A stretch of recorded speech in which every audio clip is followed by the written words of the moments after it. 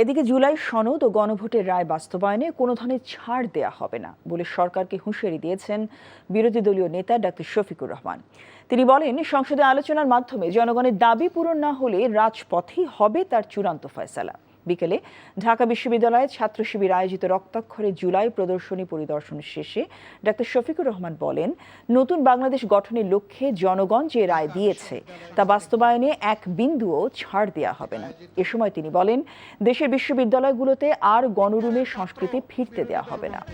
মন্ত্রী শুধু 750 বাড়ি বিশ্ববিদ্যালয়ের সভাপতি উপস্থিত আছেন। চিৎকার দিলাম, বর্তমান সরকারি দল বলল জনগণকে অপমান করার সুযোগ কাউকে দেওয়া হবে না। 70 ভাগ মানুষ যেখানে রায় দিয়েছে, এই রায় অবশ্যই আল্লাহর মেহেরবানিতে বাস্তবায়ন হবে। আমরা লড়াই করব সংসদের ভিতরে, আমরা লড়াই করব রাজপথে। দাবি যদি সংসদে আদায় হয় আলহামদুলিল্লাহ, যদি না হয় তাহলে রাজপথেই লড়াই করে আন্দোলন করে সেই দাবি আদায়ে বাধ্য করা হবে।